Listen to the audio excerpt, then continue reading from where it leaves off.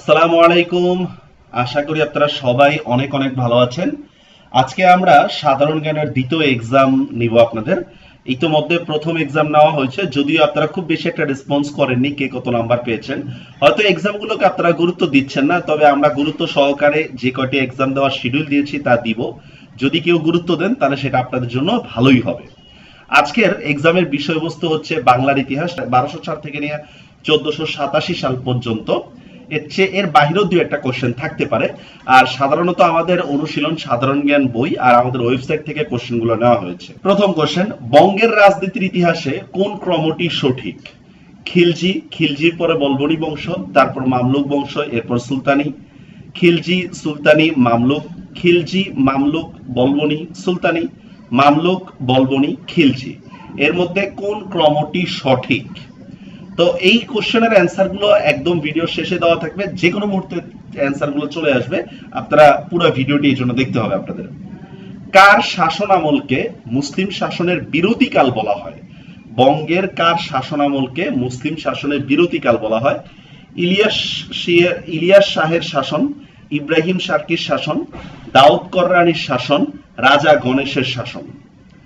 সোনারগাঁর স্বাধীনতা প্রথম ঘোষণা করেন কে? শামসুদ্দিন ইলিয়াস, ফখরুদ্দিন মোবারক শাহ, বাহরাম খান, গিয়াসউদ্দিন। প্রথম সোনারগাঁয়ের স্বাধীনতা ঘোষণা করেন কে?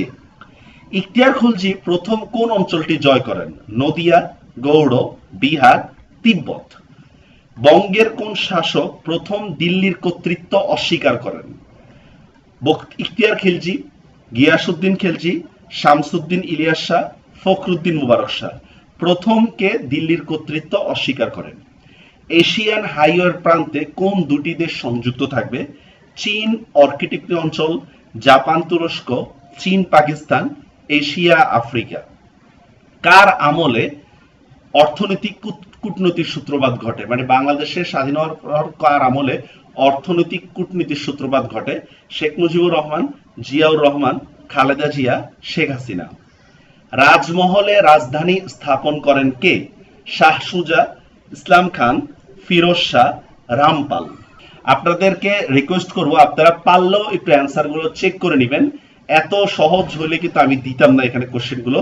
কোশ্চেনের মধ্যে কিছু প্যাচ থাকে যেটা পরীক্ষার হলে কিন্তু আপনাদেরকে সাফার করে। তো এই জন্য একটু পারলেও আপনারা অ্যান্সার গুলো একটু চেক করে নেবেন কষ্ট করে। বাংলার রাজনৈতিক ইতিহাসে অন্ধকার যুগের পরিসীমা কত? 1201 থেকে 1350 সাল, 1487 থেকে 1493 সাল, 1400 থেকে 1500 সাল, 1206 থেকে 1298 সাল পর্যন্ত। কোন দেশের উপর দিয়ে বিষুব রেখা ও মকর ক্রান্তি রেখা অতিক্রম করেছে? France, Bangladesh, Brazil, England. বঙ্গের ইতিহাসে কোন বংশের শাসন বিরতি দিয়ে পুনরায় ক্ষমতায় আসে? মানে একটা বংশের শাসন করতেছিল, মধ্যে দিয়ে তাদের কিছু রাজা হচ্ছে বিরতি দেয়, বিরতি মানে হচ্ছে তাদেরকে ক্ষমতাচ্যুত করা হয়, পুনরায় আবার তারা ক্ষমতায় আসে, অনেকটা পাল বংশের মতো। স্বাধীন সুলতানি আমল, ইলিয়াস শাহী শাসন, খিলজি শাসন, মামলুক শাসন। আজকের ম্যাক্সিমাম কোশ্চেনের অ্যান্সার কিন্তু আমাদের ওয়েবসাইটে পাবেন। এই দেখেন ওয়েবসাইটের মধ্যে পাবেন। এই যেটা আমাদের ওয়েবসাইটে ঢুকে আপনারা এই জায়গাটা, এই যে সার্চ বারে যদি যে কোনো জিনিস যদি টপিকের নাম দিয়ে দিব, আপনারা যদি সেটা সার্চ করেন তাহলে কিন্তু অ্যান্সারটা পেয়ে যাবেন।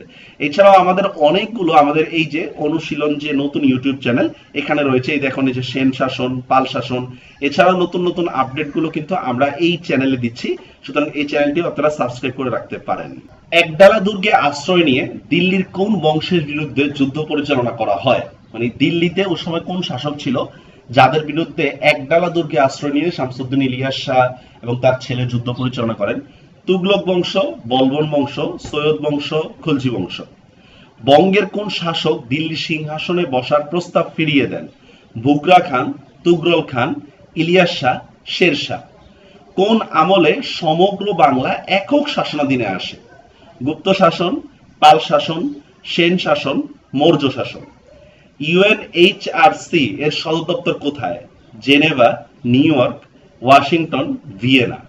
তো এই ছিল আজকের 15টা কোশ্চেন। আপনারা আমাদের ফেসবুক পেজ, ইউটিউব, ওয়েবসাইট এগুলোতে যুক্ত হতে পারেন। আর এই যে আমাদের নাম্বার, আমাদের কোর্স কিংবা বইয়ের জন্য আপনারা এই নাম্বারে যোগাযোগ করতে পারেন। এবার অ্যান্সার গুলো আপনারা মিলিয়ে নেন। প্রথম কোশ্চেনের অ্যান্সার হচ্ছে আমাদের ওয়েবসাইটে আছে, কিংবা আপনারা যেটা গুগলিং করলেই পাবেন। সেকেন্ড কোশ্চেনটা ওয়েবসাইটেই আছে আমাদের, এখানে ইলিয়াস শাহী শাসনটা আপনাকে দেখতে হবে, টপিকটা পড়তে হবে। থার্ড, এই দেখেন স্বাধীন সুলতানি আমল। তারপর দেখি এখানে এই যে ষষ্ঠ কোশ্চেনের অ্যান্সার আমাদের অনুশীলন আন্তর্জাতিক বইয়ের সেকেন্ড এডিশনের এই 216 থেকে নিয়ে 220 পৃষ্ঠার মধ্যে পাবেন। সেম সপ্তম কোশ্চেনের অ্যান্সার কিন্তু আমাদের অনুশীলন বাংলাদেশ বইয়ের পেজের মধ্যে পাবেন। অষ্টম কোশ্চেনের অ্যান্সার, যেটা একটু আগে দেখালাম, আমাদের অনুশীলন ইউটিউব চ্যানেলের সেন বংশের শাসন যে ভিডিওটি রয়েছে এখানে পাবেন। এভাবেই কিন্তু আমাদের 15টি কোশ্চেনের অ্যান্সার সূত্র দেওয়া রয়েছে। আপনারা অ্যান্সার গুলো মিলিয়ে নেবেন, পরবর্তীতে বলবেন যে আপনার কয়টা অ্যান্সার হয়েছে। আমরা চাইলে এখানে ডিরেক্টলি অ্যান্সারটা দিতে পারতাম, কিন্তু এতে আপনাদের লাভ হবে না, আপনাদের বেশি লাভ হবে যদি আপনারা অ্যান্সার গুলো বের করে নেন। হয়তো অনেকে বলতে পারেন স্যার সময় নেই, এত সময় নষ্ট হয়। আপনাদের কাছে করজোড়ে বলতেছি, যদি সময় না থাকে, আপনার সময় যদি এত দাম থাকে, তাহলে আপনারা কষ্ট করে এই ভিডিওগুলো স্কিপ করেন। পরীক্ষার হলে যদি দু একটা কোশ্চেন পেয়ে যান সেটা আলাদা কথা। এখানে 15টা কোশ্চেন এমন সিস্টেমে করা হয়েছে, এই 15টা কোশ্চেনের জন্য আপনাকে পুরো অধ্যায়টাই ভালো করে পড়তে হবে। তো সবাই ভালো থাকবেন। যদি আপনাদের কোশ্চেনগুলো ভালো লেগে থাকে কিংবা ভিডিওগুলো যদি আপনারা উপকৃত হয়ে থাকেন, তাহলে কমেন্টে জানাবেন, অন্যদের সাথে শেয়ার করবেন, আর বইগুলো পড়তে থাকুন, ওয়েবসাইটের আর্টিকেলগুলো দেখতে থাকুন। আল্লাহ হাফেজ।